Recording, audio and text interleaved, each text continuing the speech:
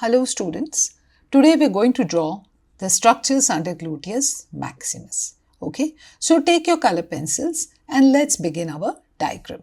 First, I want you to take a green color pencil and draw a section through the hip joint as shown. So here's your hip joint. Okay, inside it, just to give it a realistic look, I'm going to draw a section of the synovial membrane. Of course, a little bit of it is emerging out in the form of a bursa. Okay, so draw this carefully. Label this as the hip joint.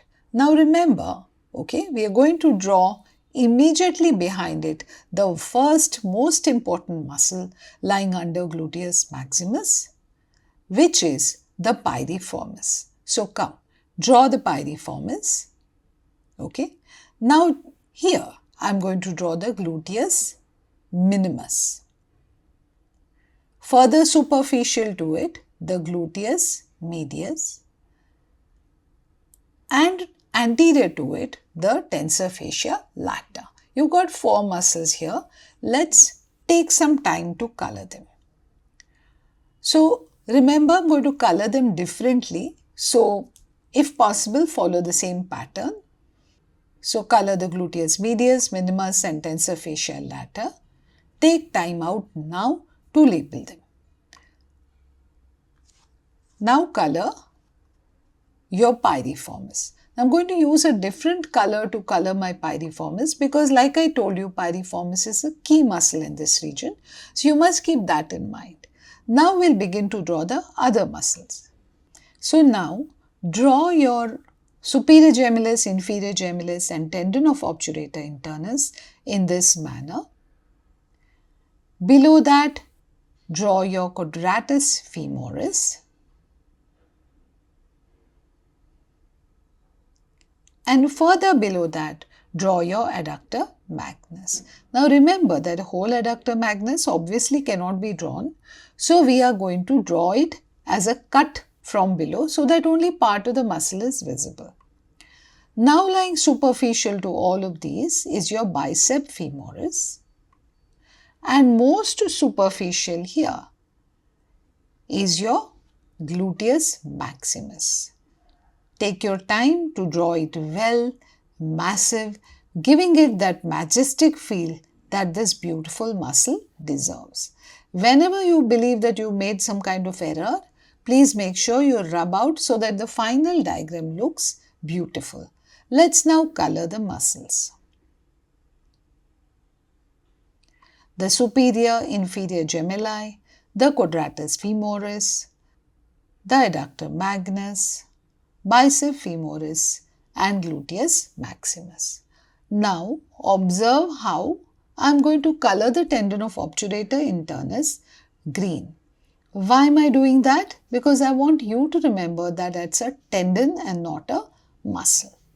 Now we've got our muscles in place. Let's see how we can further add structures under Gluteus Maximus, giving maximal details in our diagram. So now begin to add, taking a yellow colored pen, add the superior gluteal nerve. See how it emerges above the sciatic nerve, supplying gluteus medius, gluteus minimus and the tensor fascia lata. So this is a nerve that arises above the piriformis. Let's now draw the inferior gluteal nerve, which arises below the piriformis, supplying gluteus maximus in form of branches.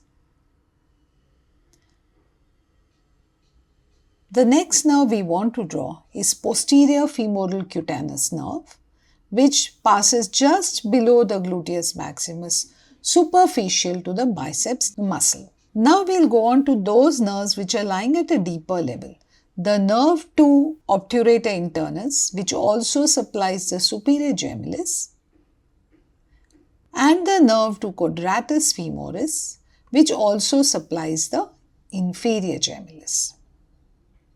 Now let's make time for our beautiful sciatic nerve. Take a thick pen and draw your sciatic nerve. Make sure you draw it thick and give it its size. So this is that beautiful thick sciatic nerve. Take time out to label all the structures that we have been drawing. Okay, pause the video, make sure you're labeling. We now move on to the blood vessels.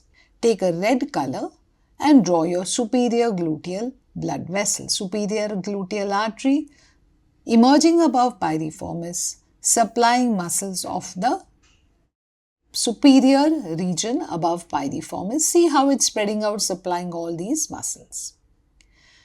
Below piriformis, you will see the appearance of inferior gluteal vessels, which are also spreading out in this manner, but this time arising below piriformis. Now, if you want to give it a more realistic appearance, you can also add the veins. Okay, don't draw the details, the diagram becomes very messy. Show that the veins are accompanying the artery. And there you have your diagram of structures under Gluteus Maximus. Let's label this and practice this diagram one last time. Okay, so here's your hip joint. You will note that I have not drawn the veins because it becomes very messy. You can of course add the texturing that I have done to the muscles as well, but that is completely your call. Depends upon how much time you have in the exam. So that's the hip joint, that's your piriformis. These three muscles are gluteus minimus, medius and tensor fasciae lata.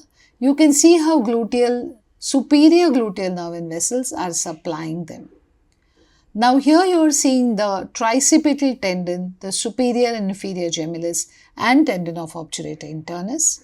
Here's your quadratus femoris, your adductor magnus, biceps femoris and gluteus maximus. Now let's add the inferior gluteal nerves and vessels supplying the gluteus maximus from deeper side, the posterior femoral cutaneous nerve, the sciatic nerve, the nerve to obturator internus which also supplies superior gemellus, and nerve to quadratus femoris which also supplies the inferior gemellus. With this, we complete a diagram of structures under Gluteus Maximus. You will be surprised at how quickly you have also understood this crucial anatomy. Students, if you are enjoying the videos of VB Anatomy, do please like, share and subscribe to my channel and hit that bell icon. And in case you are enjoying my lectures, do visit my website vbanatomy.com. It will give you more of such detailed videos, quizzes, articles and much more. So see you in my next video. Thank you. Bye.